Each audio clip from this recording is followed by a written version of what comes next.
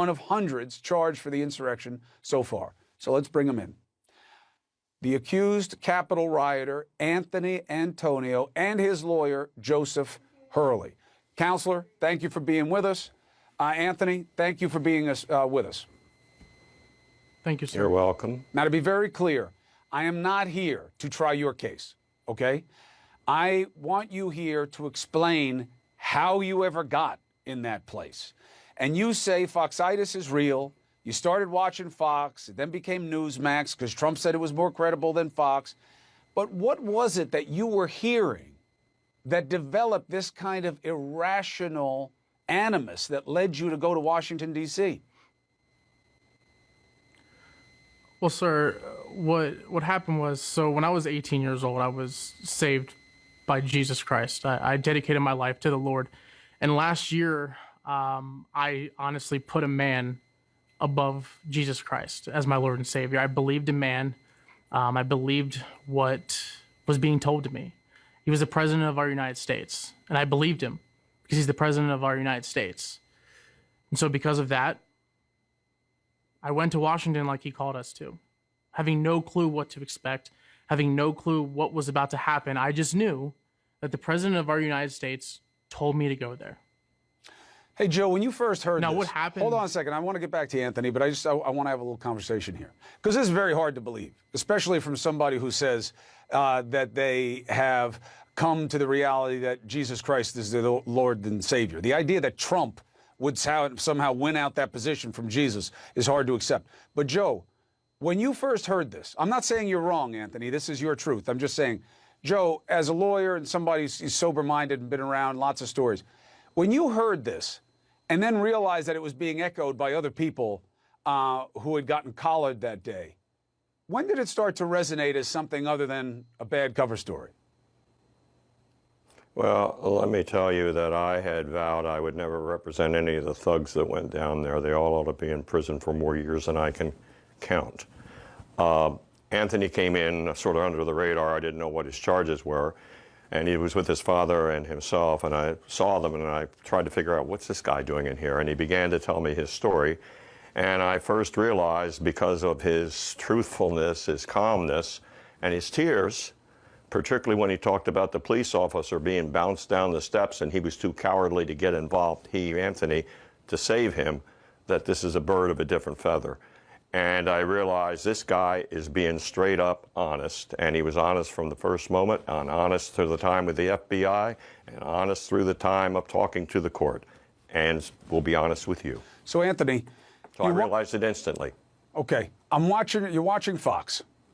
Now, what was it that you started to hear that impressed you so much that it made you forget your faith and replace it with faith in Trump?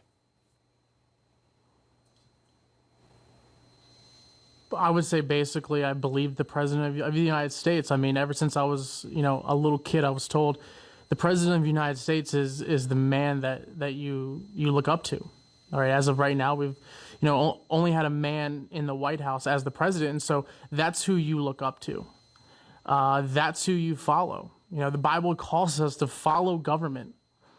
And I got wrapped up in what was being told to me, in what was on the TV, what the media was proclaiming. Not the media, Fox. It's a distinction with a difference. What were you hearing and seeing be reinforced that made you so revved up?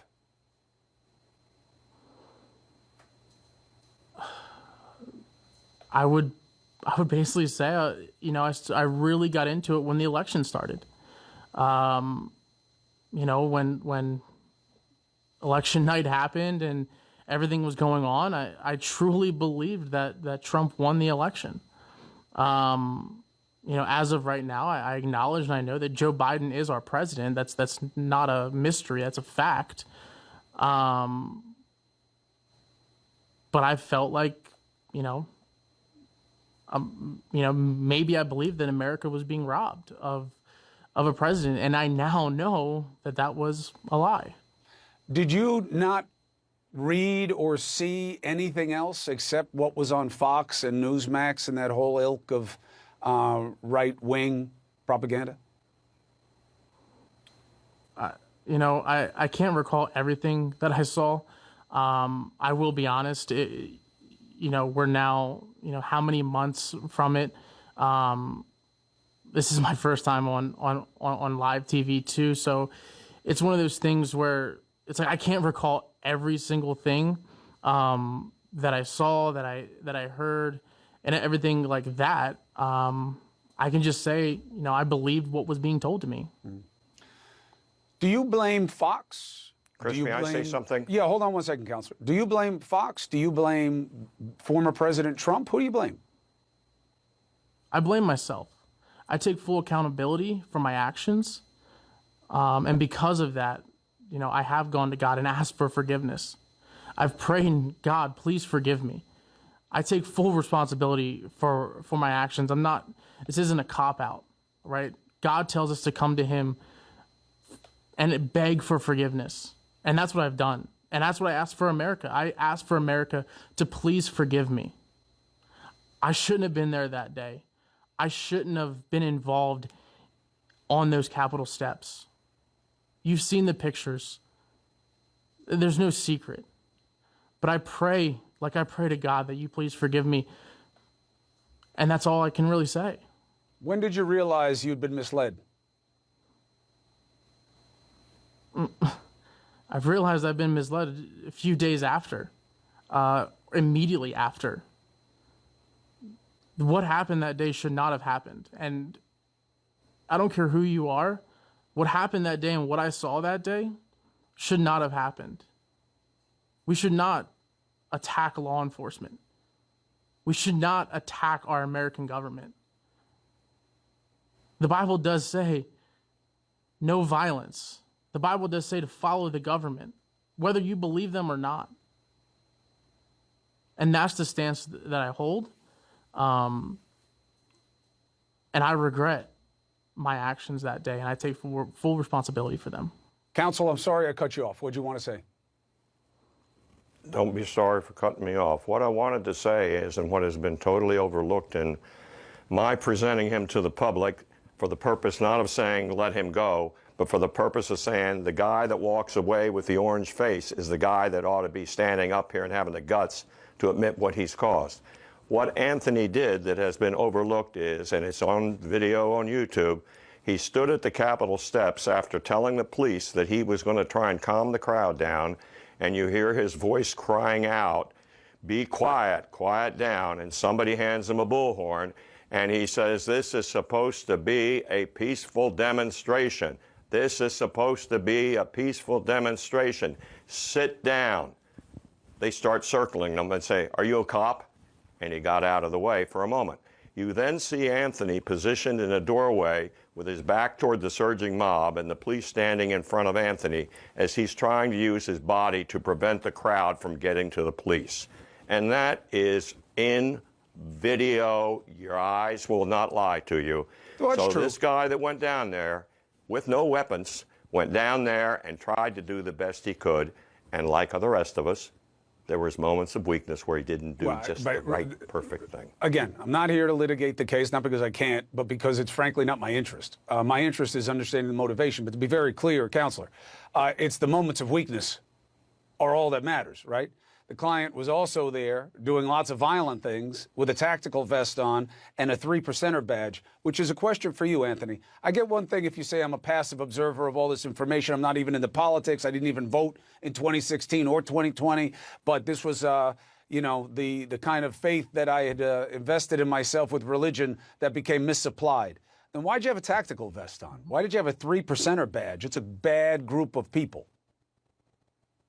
So to comment on the 3%er badge first, I honestly had no clue what that group was, or that it was still a group. I enjoy history. In school, I excelled at American history, and I just assumed that 3%er meant, people from that I want to say basically founded America. It's also raising more questions about the real-life impact that it has on Fox's viewers, on their audience. An attorney who actually once represented a January 6th defendant at the time blamed the network's coverage for his client's actions that day, saying essentially that he developed what the attorney called Foxitis and believed lies that were told on the network and by former President Trump about the election. The rioter was known as Anthony Antonio. He lost his job at the beginning of the pandemic, and for the next 6 months, he says he watched Fox News constantly with his roommates. Election night happened and everything was going on. I truly believed that Trump won the election. But I felt like, maybe I believed that America was being robbed of a president, and I now know that was a lie.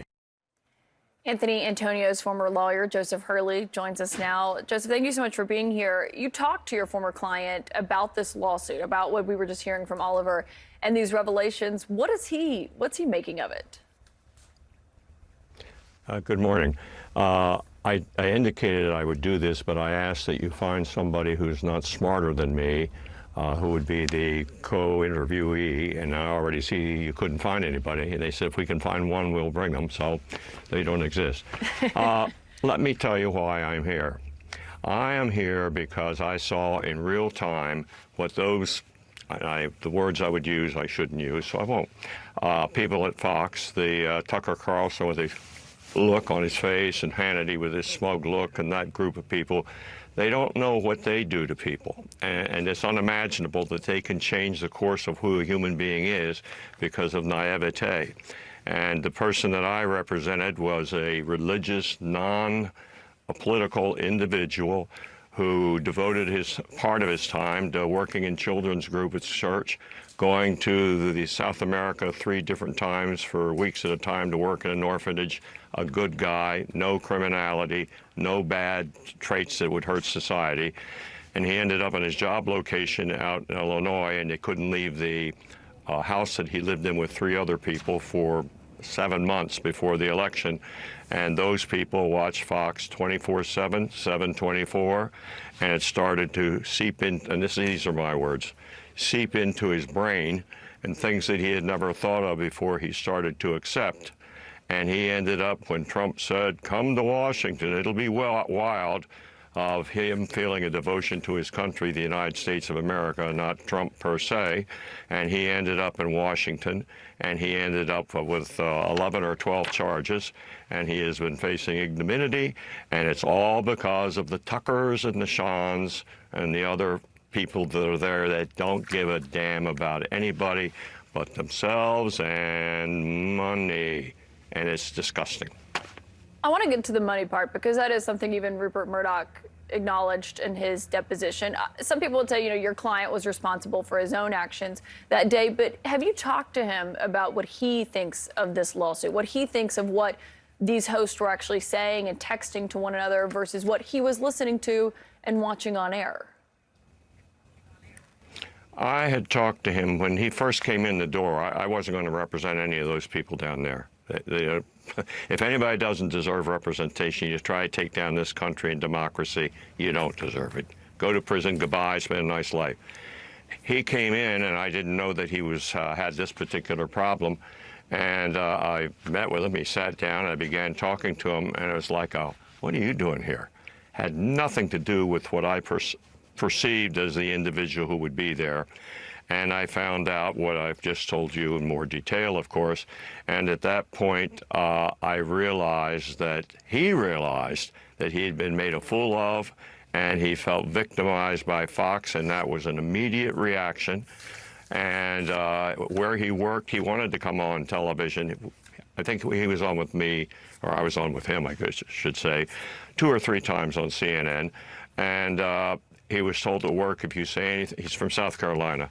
If you say anything about Trump bad, you're fired. So he became very reluctant to say anything, but he had an abiding disgust for Fox and what they had done to him. And some of the people that he hooked up with, meaning started chatting with, and the dumb stuff they do to while away their time, he realized they were the result of that as well. So there's a army of people out there who are naive or stupid or whatever you want to call it, or looking for power, and they just listen to Fox, and whatever Fox tells them, that's what they'll do. I don't think that the money amount is going to make any difference. Joe, have you spoken to him, to your client lately about this? Is he still watching Fox? What does he make of this, though? Like the new revelations? He does not speak with Fox at all. He doesn't like to talk about Fox because he considers it the ruination of his life, that he was foolish enough to believe in them. And he's not the kind of person that would, I feel this. He's a private individual, complacent individual, notwithstanding that day. And he doesn't want to talk about it. It's a horrible edition of his life and still going on. His trial is scheduled for August 7th. Yeah, we'll be paying close attention to it. Joe Hurley, thanks for joining us. Well, coming up... You're very welcome. His lawyer. Joining me now is Anthony Antonio and his lawyer, Joseph Hurley. Anthony, thank you so much for being with us. Republicans have continuously downplayed the January 6th insurrection. Some question whether or not these Trump supporters were actually tourists just taking a stroll through the Capitol. They blocked an independent commission to investigate this, Anthony. So, what's your message to those Republicans? So here's my message. Obviously that day, what happened shouldn't have happened. I said it before. I said it on the show before. What happened that day should not have happened. I take, again, like you said in the beginning, I take full responsibility for my actions that day. My message to everyone, Republicans, Democrats, media outlets, everyone out there, American people, is we need to stop being divided, right? This happened because we are so divided as a country that we need to come together and provide unity with each other. Show love, provide unity, come together as one, and stop disagreeing. We're going to have disagreements. We're not going to agree on all aspects of everything. And that's one thing that I learned. You were there. I mean, you were in the middle of it. Did this feel and look like a normal tourist visit to you? I've never taken a tour of the Capitol before. I've never taken a tour of a national building like that before. Where I was standing, no, I wasn't on tour. Where I was standing and what I was doing, I can't speak for accounts of other people and where they were at and all that kind of stuff. But from where I was, no, it was not a tour. At moments, I was trying to actually get people to stop going forward. I was speaking and saying, hey, stop moving forward. Stop pushing forward. Stay where you are. Even sit down so we could stop what was going on. And so, no, where I was at, and me, myself, I did not feel like I was on a tour. No, I mean, based on what I've seen in my life, cops don't get beat up on regular tourist visits, and you certainly saw that happening, correct? So, yeah. So that's one of the images that is probably ingrained in my mind. And based on that, yeah, go ahead. I'm just saying one thing that I want to say, if that officer is watching, I just want to apologize. I wanted to apologize because I just stood there. I didn't help. And so, yeah, I did see that. I think you're talking about Officer Michael Fanone, D.C. police officer Michael Fanone, who we've gotten to know over time here at CNN. I think we have video of the assault on Michael Fanone, where he is suffering, frankly. And while this was going on, this is body cam footage, and I'm not sure if you've seen this before, but you've recalled that as this was happening, you saw death in his eyes. What do you mean by that? I saw a man that needed to be helped. I saw a man that just wanted to go home. The look in his eye, and I I can't recall what he saw or what he was going through physically and live that day, but I locked eyes with him. And in that moment, I felt a calling to help this man. This isn't right. Help this man. And if he sees this, I just want to apologize that I didn't help you when I know I should have, and I just stood there. Yeah, he has kids, right?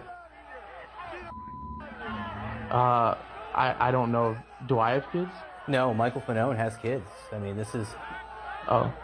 a man suffering, going through a lot. Look, your apology, I think, does mean something. It's not easy to apologize. It's not easy to admit that you could have done more and wish you had done more to stop it. But based on that memory, again, based on what you saw and based on what we're still hearing today, do you think that Republicans should stop trying to downplay this?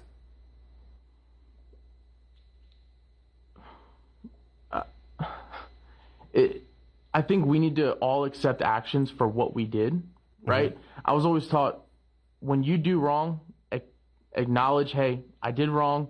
This is what I did. I'm answering for what I've done.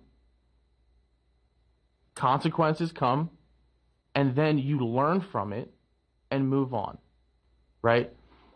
What I'm saying is, as a country, what we need to do is we need to unify together, come together, learn from what happened, and do better. So I'm not going to try to sit here and say we need to move on and all this. But as a country, we need to unify together, show love to one another, both sides, right? Both sides of the spectrum need to say, look, we may not agree all the time. Obviously, what happened that day, nobody agreed what was going on. So you say you want to learn from it. Hang on one second here. You say you want to learn from it. Let's talk about, you say everyone should learn from it. The person who was president of the United States at the time, who I think inspired you to be there, is still telling people he won the election. So in your mind, has he learned from it?